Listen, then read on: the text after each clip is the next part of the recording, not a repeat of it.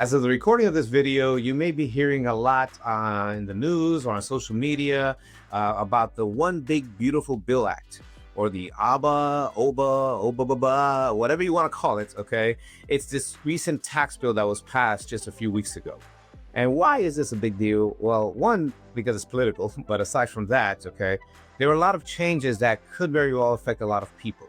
Now, it's impossible for me to get into the 700 plus page document and all the points therein and see how it affects you, but I just want to highlight a few and encourage you to seek financial guidance in your financial plan, see if it could affect you and how you might plan accordingly. Okay, so one of the things that this big bill did was make permanent a lot of the tax cuts that were implemented back in 2017, but were to expire at the end of 2025. So what it did, it made permanent a lot of those changes. One of them is the higher standard deduction. That became permanent, okay? The qualified business income deduction, that became permanent. Now I say permanent, I'm gonna put those in quotations because permanent means there's no language for expiration, but as you know, in politics, nothing is permanent. It's just permanent until the next Congress changes it, okay? But in the meantime, we can plan. It gives a longer time horizon to plan accordingly for our tax planning and strategy. Another thing it did, it increased the SALT, state and local income tax. This was important because it had been capped at $10,000, okay? Now it was increased up to $40,000 temporarily. Yes, phasing out for high income earners, I think over $500,000.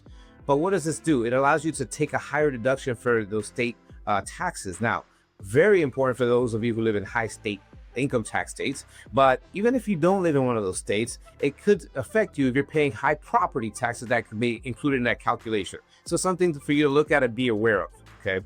Another thing it did, it changed the charitable deduction mechanics when it comes to taking deductions for charitable contributions, okay? They're gonna change in 2026, possibly making it less favorable or a little bit more challenging, or putting a threshold by which the initial amount is not deductible on charitable contributions. So some people might say, you know what, if I'm going to contribute next year anyway, and I know that ahead of time, then let me double down this year to get a more or fuller deduction possibly on your taxes, okay? But a bigger difference is also, before you could only take those deductions if you were itemizing.